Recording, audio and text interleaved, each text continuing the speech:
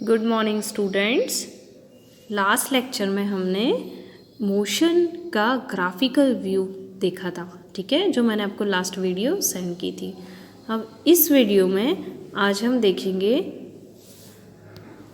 कि किसी भी मोशन के ग्राफिकल व्यू को मैथमेटिकल फॉर्म में कैसे लिखा जाता है। मैथमेटिकल फॉर्म यानी कि इक्वेशंस फॉर्म, जो आपने आज तक देखा होगा मैथ्स में कि कुछ इक्वेशन फॉर्म क्या होता है, जो किसी वेरिएबल्स यानी कि एक्स वाई जेड और कांस्टेंट टर्म यानी 1 2 3 नंबर को मिलाकर बनाया हुआ एक ऐसा फॉर्म जो किसी न किसी ग्राफ को रिप्रेजेंट करता है। जैसे आपने सुना होगा linear equation, quadratic equation, cubic equation, polynomial, ठीक है। तो लीनियर इक्वेशन क्या होती है, जिस इक्वेशन का अगर आप ग्राफ बनाने जाओगे तो आपको हमेशा एक स्ट्रेट लाइन मिले, उसे हम कहते हैं लीनियर इक्वेशन। तो इस तरह मोशन की भी कुछ इक्वेशन है, जिस मोशन को आपने अभी ग्राफ में रिप्रेजेंट करना सीखा कि कैसे उसका ग्राफिकल व्यू बनाया जाता है, उसी का हम अब मैथमेटिक फॉर्म बनाएंगे।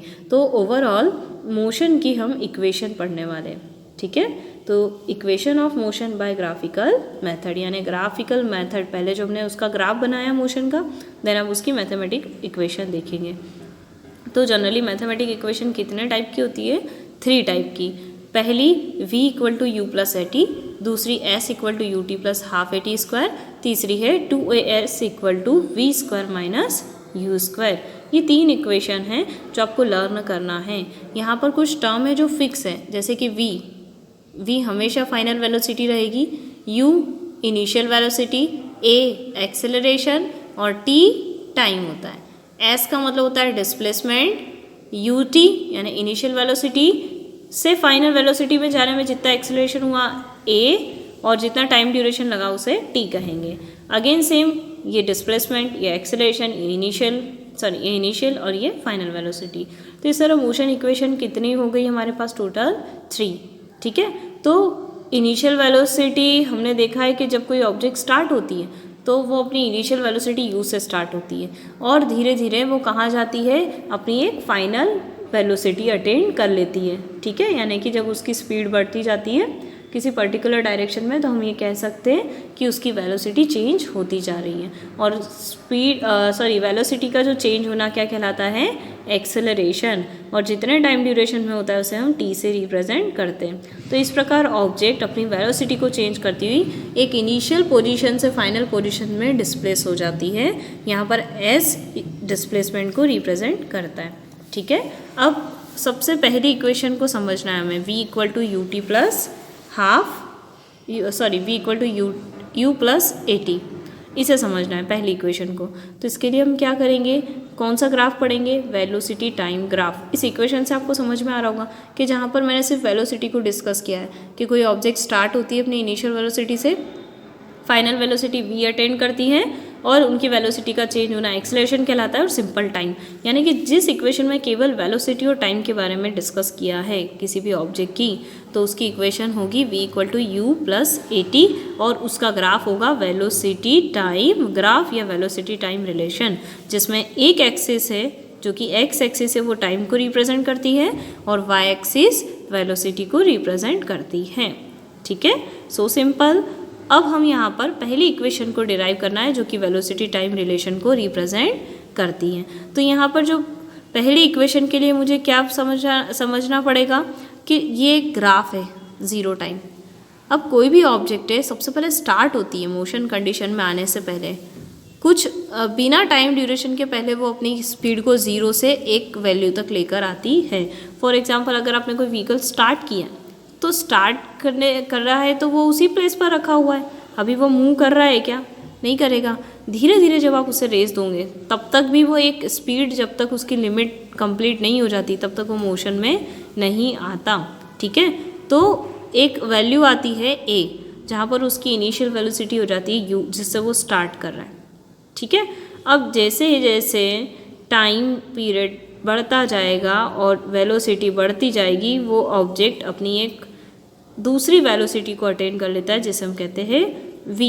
यानी कि पॉइंट b पर ऐसे कई सारी वेलोसिटी में चेंज आ रहा है। आप देख ही रहे हो कि ग्राफ वेलोसिटी और टाइम के बीच में बनाया हो, ऐसे कई सारे पॉइंट्स हैं जो इस लाइन को रिप्रेजेंट कर रहा है कि यहाँ पर वेलोसिटी में भी चेंज आया और टाइम भी बढ़ता जा रहा है। पर हमें सिर्फ 2 पॉइंट लेना है समझने के लिए। अगर एक फाइनल है तो एक इनिशियल है, तो इनिशियल वाला पॉइंट हमने ए मान लिया और फाइनल वाला पॉइंट बी मान लिया। ठीक है, तो हम ये एज्यूम करते हैं कि किसी भी ऑब्जेक्ट की जो मोशन में है उसकी इनिशियल वेलोसिटी u है जो कि पॉइंट ए रिप्रेजेंट कर रहा है। देन उसके बाद धीरे धीरे कुछ टाइम t ड्यूरेशन के बाद, ठीक है, कितने टाइम के बाद टोटल यहाँ तक फाइनल पोजीशन आई है ना, तो ये फाइनल पोजीशन को मैं अगर टाइम के अकॉर्डिंग देखूँ तो इस पॉइंट c पर मिल रहा है और वेलोसिटी के अकॉर्डिंग देखूँ तो पॉइंट e पर कैलकुलेट होगा। तो t टाइम के बाद पूरा यहाँ से यहाँ तक आने में उसे कितना टाइम लग रहा है, t टाइम। तो यहाँ से इस पोजीशन तक जाने में t टाइम के बाद उसकी वेलोसिटी v हो जाती है। तो वेलोसिटी कहाँ रिप्रेजेंट होगी, वेलोसिटी स्केल पर। तो पॉइंट b पर इसकी वेलोसिटी क्या है, फाइनल वेलोसिटी v, और पॉइंट b तक पहुँचने में टाइम कितना लगा, t। ठीक है, अब हम कंस्ट्रक्शन करते हैं कि OC और OA आपस में पैरेलल हो जाए। तो मैंने क्या किया, कंस्ट्रक्शन के थ्रू ये पॉइंट को मिलाए फाइनल वेलोसिटी देखने के लिए और कितना टाइम लगा उसके लिए। देन इसी पॉइंट पर एक परपेंडिकुलर लाइन खींची यहाँ से, या फिर हम ये कह सकते हैं कि एक पॉइंट D लिया जो कि OC के पैरेलल एक OA लाइन ड्रॉ की है। ठीक है, तो OC पैरेलल OA। ठीक है, अब हम ये देखते हैं कि यहाँ पर पूरा B से लेकर C तक की डिस्टेंस किसके बराबर है, BD प्लस DC के। ठीक है, ये जो BC वाली जो लाइन खींची है, जो D वाला पॉइंट हमने लिया बीच में, वो किसके बराबर है, BD प्लस DC के।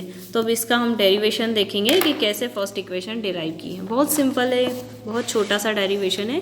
देखो, हमने पैरेलल ड्रॉ किया, अब हमें पता है कि BC किसके पैरेलल है, BD प्लस DC के। तो BD एज इट इज़, ठीक है, क्योंकि हमारे पास BD की कोई वैल्यू नहीं है, लेकिन वो जो DC था वो OA के पैरेलल था। ठीक है, क्योंकि हमने ये AD और OC को पैरेलल ड्रॉ किया है, तो यहाँ पर जो DC था वो OA के पैरेलल था। ठीक है, अब हम यहाँ देखते हैं कहाँ था वो, ये रहा। देखो, ये जो अपने इसको BC को ड्रॉ किया ना, BD प्लस DC, तो यहाँ पर जो BC है वो किसके पैरेलल है, इस OA के। ठीक है, तो ये दोनों आपस में पैरेलल है। ठीक है, और पैरेलल है तो आपको पता है कि O से A तक की वैल्यू क्या कहलाती है, U। ये इसकी इनिशियल वेलोसिटी इस पॉइंट पर क्या होगी, U होगी। सपोज करो ये कोई नंबर होता 1 2 3, तो आप यहाँ इस वैल्यू को 3 नाम देते ना, तो सेम इसी तरह इस पॉइंट पर वेलोसिटी U है, तो O से A तक की डिस्टेंस क्या काउंट होगी वेलोसिटी स्केल पर, U। ठीक है, आया समझ में। और ये तो आपकी किसकी वैल्यू निकल गई, अगर DC बराबर O है तो मैं यहाँ BD प्लस DC जो कर रही हूँ वहाँ पर DC की जगह OA कर देती हूँ। ठीक है, तो इसे हमने क्या कहा, इसे हमने कहा कि ये DC OA के बराबर है और इसकी वैल्यू U है। उसी तरह पूरी B से लेकर C तक की बात करें, यानी कि ये डिस्टेंस इस डिस्टेंस के बराबर होगी, यानी कि अगर पूरी BC की बात करते हैं तो यहाँ से यहाँ तक की डिस्टेंस क्या कहलाएगी, V, है ना, स्मॉल v कहलाएगी वेलोसिटी। और ये जो अगर स्मॉल v है तो ये वाली वैल्यू भी क्या रहेगी, BC वाली वैल्यू भी V रहेगी। ठीक है, तो यहाँ तक की डिस्टेंस U और BC की वैल्यू V। ठीक है, नाउ देखो अब इसे डेरिवेशन में पुट करेंगे। ये रहा, BC किसके बराबर था, BD प्लस DC के, और DC again BD as it is और DC की जगह मैंने OA लिख दिया। नाउ BC इक्वल टू, हमें पता है कि BC क्या है, पूरी फाइनल वेलोसिटी तक की डिस्टेंस है 0 से लेकर, तो उसे हमने V पुट किया, और OA मतलब 0 से लेकर इनिशियल वेलोसिटी तक की डिस्टेंस यानी कि U। ठीक है, तो फाइनली BC की जगह हमने क्या रख दिया, इस BC की जगह V और BD एज इट इज़, और DC की जगह OA रखा और OA की वैल्यू U है। तो हमें क्या मिला, BD equal to V minus U। ठीक है, अब ये हमें समझ में आ रहा है कि वेलोसिटी में चेंज है, फाइनल माइनस इनिशियल, तो इसका मतलब है वेलोसिटी टाइम ग्राफ आपको क्या रिप्रेजेंट कर रहा है, एक्सेलरेशन। ठीक है, तो एक्सेलरेशन मतलब वेलोसिटी टाइम में आप देख रहे हो कि टाइम के रिस्पेक्ट में किसी ऑब्जेक्ट की वेलोसिटी चेंज हो रही है, यानी कि उसे हम क्या कहेंगे, एक्सेलरेशन। तो एक्सेलरेशन क्या हुआ, change in velocity divided by time taken. अब वेलोसिटी में चेंज आया तो आपको दिख रहा है ना v माइनस यू, ये पूरा वेलोसिटी में चेंज है जिसे हम कहते हैं bd। ठीक है, तो यहाँ पुट किया bd अपॉन कितना टाइम लगा उसे चेंज आने में, तो a से d तक का टाइम ड्यूरेशन लगा है। ठीक है, ये कैसे देखेंगे हम, तो आप यहाँ पर देख सकते हो कि यहाँ से यहाँ तक की जो वेलोसिटी में जो चेंज आया, मतलब ये पूरी फाइनल वेलोसिटी थी v और ये इनिशियल वेलोसिटी थी u, तो पूरी फाइनल में से इनिशियल माइनस करा तो बीच वाला डिफरेंस है वो v माइनस यू कहलाएगा, यानी वेलोसिटी में चेंज, जिसको मैं बोल सकती हूँ bd।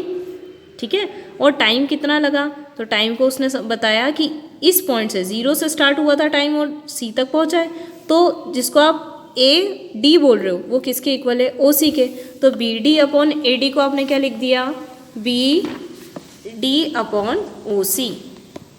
ठीक है, ये लिखा आपने B D upon O C. Now O C की वैल्यू क्या है, टी टोटल, यानी 0 से लेकर तो टी तक टाइम ड्यूरेशन रहा ना, जो भी सेकेंड रहा होगा उसे हमने टी से कहा, तो ओ सी की वैल्यू टी है, तो बी डी अपॉन टी, तो ओवरऑल बी डी की वैल्यू क्या आ गई आपके पास, 80।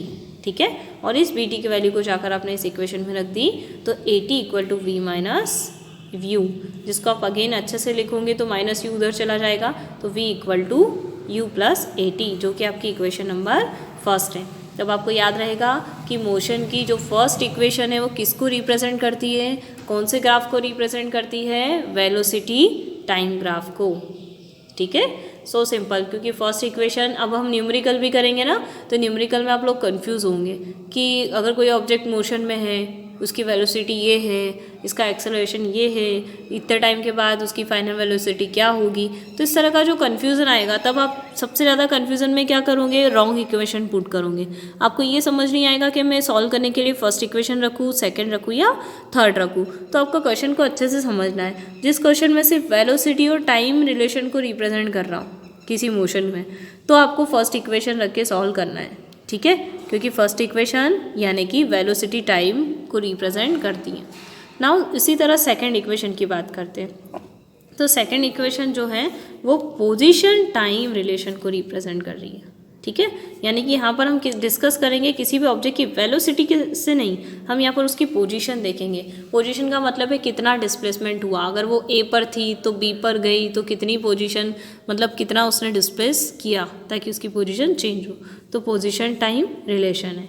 नाउ सपोज कर लो कि कोई ऑब्जेक्ट है वो ट्रैवल करती है एस डिस्टेंस, यानी कि अभी हमने जो ग्राफ देखा था ना उसी के अकॉर्डिंग हम समझ सकते हैं कि वो ऑब्जेक्ट ए से बी पोजीशन तक कितने डिस्प्लेस हो गई है, एस। आपको मैंने बताया था कि डिस्टेंस क्या होता है, डिस्टेंस या डिस्प्लेसमेंट, तो कितना रास्ता वो टोटल चली, ठीक है, उसे हम कहते हैं डिस्टेंस। और डिस्प्लेसमेंट मतलब सबसे शॉर्टेस्ट डिस्टेंस जो सिर्फ फाइनल और इनिशियल के बीच के डिस्टेंस है।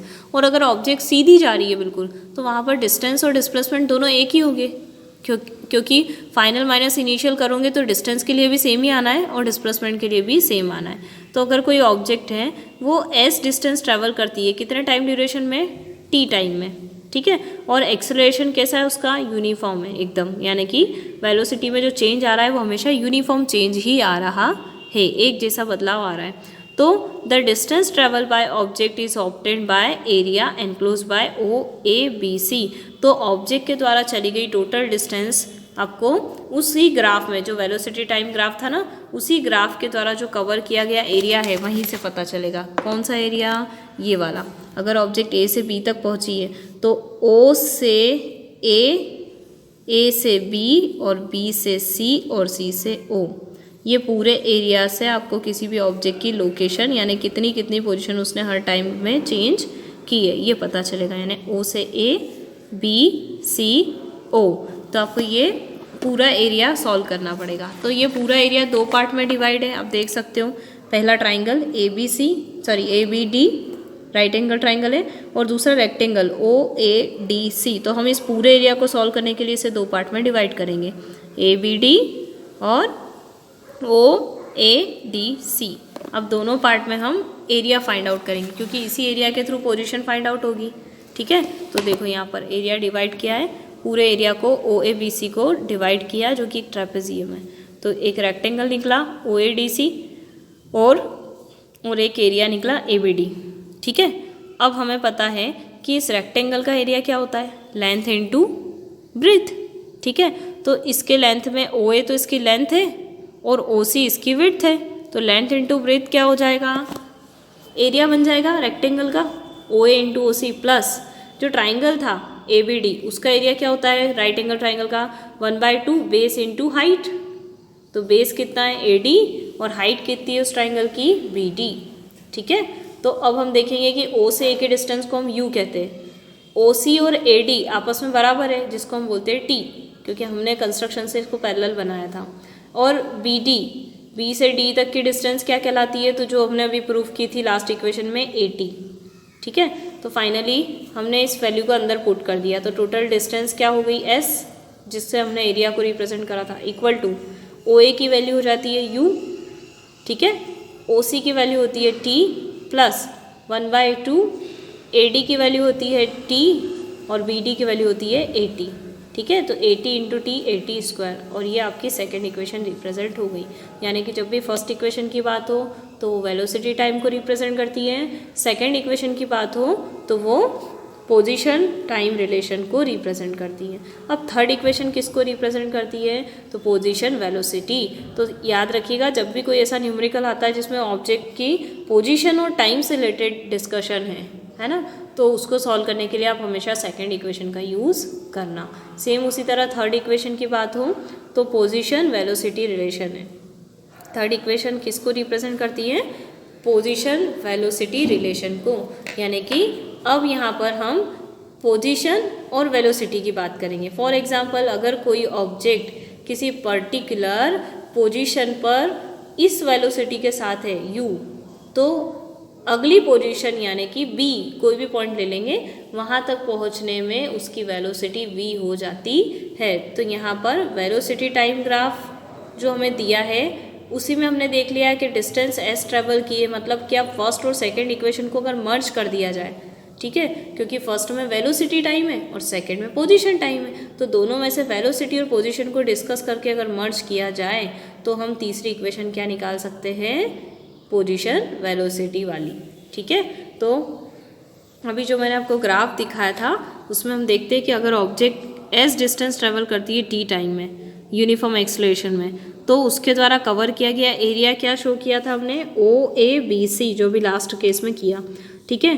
तो उस ट्राइंगल का ट्रेपेजियम का एरिया निकालना हो तो कैसे करेंगे, 1/2 उन दोनों के बीच की जो पैरेलल साइड है OA और BC, इनका सम इंटू उनके बीच की परपेंडिकुलर डिस्टेंस। अब OA कितना है U, ट्रेपेजियम का फॉर्मूला आपको याद होगा 1/2 और दोनों पैरेलल साइड का सम होता है, ठीक है। तो यहाँ पर ग्राफ में पैरेलल साइड कौन सी है, OA और BC, ये दोनों आपस में पैरेलल साइड है, तो दोनों पैरेलल साइड ले ली और इनके बीच की परपेंडिकुलर डिस्टेंस OC ले ली। अब OA की वैल्यू U है, BC की वैल्यू V है और OC की वैल्यू T है, ठीक है। तो क्या बन गया, S equal to U plus V into T S। अब हमने वेलोसिटी टाइम रिलेशन को देखा था, तो वहाँ पर हमने ये देखा था कि जो v माइनस यू होता है वो a इंटू टी के बराबर होता है, तो उससे हमने ये t की वैल्यू निकाल ली, v माइनस यू a, ठीक है। हमने देखा था ना v माइनस यू किसके बराबर है, a t के, तो यहाँ से t की वैल्यू के लिए a को नीचे पहुँचा दिया, तो ये जो t की वैल्यू आई है ये t की वैल्यू कहाँ रख देंगे, इस इक्वेशन में, ठीक है। तो अब क्या बन गया इस इक्वेशन की value, s equal to U plus V upon 2 और इस t की जगह पूरी वैल्यू रख दी, यानी कि v minus you upon a, यानी कि 2 इंटू ए 2a बन गया। अब 2a का मल्टीप्लाई एस में किया तो 2as equal to V square minus U square, A plus B A minus B का फॉर्मूला लगाया गया, ठीक है। तो ये तो आपका था पूरा थ्योरेटिकल पार्ट कि कैसे हम किसी इक्वेशन को यूटिलाइज करते हैं अकॉर्डिंग टू उसकी प्रॉब्लम के अकॉर्डिंग, यानी कि हमें कौन सी टाइप की इक्वेशन पुट करना है न्यूमेरिकल सॉल्व करने के लिए और किस इक्वेशन का ग्राफिकल फॉर्म क्या होता है, ठीक है। तो I repeat again, velocity time graph equation first को रिप्रेजेंट करता है, second position time graph equation second को, और थर्ड वेलोसिटी पोजीशन ग्राफ या पोजीशन वेलोसिटी ग्राफ किसको रिप्रेजेंट करेगा, थर्ड इक्वेशन को, ठीक है। इसके बाद आपका न्यूमेरिकल पार्ट है तो उसे आप समझ लीजिए। एक ट्रेन है वो स्टार्ट करती है रेस्ट से, रेस्ट मतलब बिल्कुल रुकी हुई है, ठीक है। और धीरे धीरे स्टार्ट करते करते वो 72 किलोमीटर पर आवर की वेलोसिटी अटेन कर लेती है। कितने मिनट के अंदर कर लेती है? 5 मिनट के अंदर, ठीक है। अब आपको अज्यूम ये करना है, देखो स्टार्टिंग से है तो इसका मतलब क्या है कि जब वो उसकी इनिशियल वेलोसिटी है वो 0 है, क्योंकि ट्रेन स्टार्ट हुई होगी, उसने कहा है ना रेस्ट पोजीशन से, तो इसका मतलब है कि वो ट्रेन जो है उसकी इनिशियल वेलोसिटी 0 है। तो इनिशियल वेलोसिटी को हम किससे रिप्रेजेंट करते हैं? u से। तो यहाँ पर हम लिखेंगे u = 0।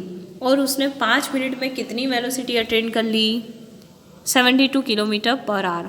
तो v की वैल्यू क्या होगी? Kilometre, 72 kilometre per hour v मतलब फाइनल वेलोसिटी। इनिशियल तो 0 थी, फाइनल 72 किलोमीटर पर आवर थी। अब देखो हमें ऐसा ही यूनिट के अकॉर्डिंग चलना है ना, तो ऐसा ही सिस्टम के अकॉर्डिंग इसकी यूनिट क्या होगी? किलोमीटर पर आवर में नहीं आएगी, हमें इसे मीटर पर सेकंड में चेंज करना है। तो मीटर पर सेकंड में चेंज करो, किलोमीटर के लिए आप 1000 का मल्टीप्लाई करो, ठीक है। और आर से सेकंड में लाना है, तो पहले आर से मिनट के लिए 60 का, देन अगेन 60 का, तो तब जाकर वो सेकंड में आएगा। यानी कि 3600 का डिवाइड करो और 1000 से मल्टीप्लाई करो, तब जाके वो 72 किस में चेंज हो जाएगा? 20 मीटर पर सेकेंड, ठीक है। अब टाइमिंग कितना दे रखा है कि इनिशियल से फाइनल मतलब रेस्ट पोजीशन से स्टार्ट करती है और इतनी वेलोसिटी उसको 5 मिनट में अटेन करती है। तो इसका मतलब है कि इनिशियल से फाइनल वेलोसिटी तक गेन करने में कितना टाइम लगा? 5 मिनट। तो 5 मिनट, अब मिनट ये इसकी ऐसा यूनिट नहीं है, इसे सेकंड में चेंज करो। तो 5 मिनट को सेकंड में चेंज करने के लिए क्या किया? इंटू 60, ठीक है। तो टोटल 300 सेकंड आया, ठीक है। अब देखो assuming that the acceleration is uniform, यानी कि जो वेलोसिटी में चेंज आ रहा है वो हमेशा एक जैसा आ रहा है। नाउ द एक्सेलरेशन क्या क्या निकालना है आपको? सबसे पहले एक्सेलरेशन निकालना है, दूसरा है distance travel by train by attaining this velocity. बहुत सिंपल है, जब आपको सिर्फ वेलोसिटी बताया कि इनिशियल वेलोसिटी 0 है, फाइनल वेलोसिटी 72 है और टाइम बताया, तो दोनों वेलोसिटी और टाइम बताया, यानी कि वेलोसिटी टाइम इक्वेशन लगेगी। यानी कि आप यहाँ पर इक्वेशन फर्स्ट का यूज़ करोगे जब आपको एक्सेलरेशन निकालना है, ठीक है। और दूसरा है distance travel by train by attaining. अब आपको डिस्टेंस ट्रेवल पूछा है तो डिस्टेंस यानी कि s, ठीक है, और वेलोसिटी भी दे रखा है, तो जहाँ पर आपको डिस्टेंस की बात करें यानी कि पोजीशन की बात की है, देखो यहाँ पूछा है ना कि कितनी डिस्टेंस ट्रैवल जो उसने की है इस वेलोसिटी के साथ वो पता करना है, ठीक है। तो यहाँ पर आपको कौन सी इक्वेशन लगेगी? इक्वेशन नंबर 3, क्योंकि यहाँ पर टाइम नहीं पूछा आपसे पूछा है कि कितनी डिस्टेंस वो इस वेलोसिटी के अकॉर्डिंग ट्रैवल करेगी, लिखा है ना अटेनिंग द वेलोसिटी, तो डिस्टेंस वेलोसिटी यानी कि 3rd इक्वेशन। तो देखो अब इसका सॉल्यूशन देखते हैं हम। इनिशियल वेलोसिटी 0, फाइनल वेलोसिटी 72, जिसको आपने चेंज किया तो 20 मीटर पर सेकेंड हो गया। टाइम t 5 मिनट था, सेकेंड में कन्वर्ट किया तो 300 हो गया। From equation 3rd we know that a = v - u upon t, ठीक है। तो v कितना हो गया? 20 मीटर पर सेकेंड, और u कितना हो गया? 0, और टाइम ड्यूरेशन 300, तो 1/15, 20 - 0 20 होगा, 20/300 कितना होगा? तो 20/300 टोटल 1/15 मीटर पर सेकेंड आया। तो ये आपका इतना एक्सेलरेशन है। और सेकंड क्वेश्चन के अकॉर्डिंग कितनी डिस्टेंस ट्रैवल करना है, तो डिस्टेंस पूछिए तो आप सेकंड फॉर्मूला लगाओ 2a, third formula 2as = v² - u²। तो v² - u² की जगह अगर 0 कर दिया तो finally we get 2as = v²। और केवल डिस्टेंस निकालना है तो 2s कहाँ चला जाएगा? v² के अपॉन में, ठीक है। नाउ v² की वैल्यू 20 मीटर पर सेकेंड स्क्वायर, 2 और एक्सेलरेशन कितना आया? 1/15। अभी 15 ऊपर चला जाएगा तो 3000 मीटर, और किलोमीटर में चेंज करना है तो 3 किलोमीटर, ठीक है। तो दोनों ही वैल्यू निकल जाएगी, इतना एक्सेलरेशन है और डिस्टेंस कितनी ट्रैवल की? 3 किलोमीटर, ठीक है। तो इस तरह से आप लोगों के लिए 2 न्यूमेरिकल और है जो कि काफ़ी सिंपल है, तो वो मैं चाह रही हूँ कि आप ही इसे सॉल्व करें, ठीक है। और इससे रिलेटेड जो भी डाउट है वो आप क्लास में पूछिएगा मुझसे। Okay, thank you.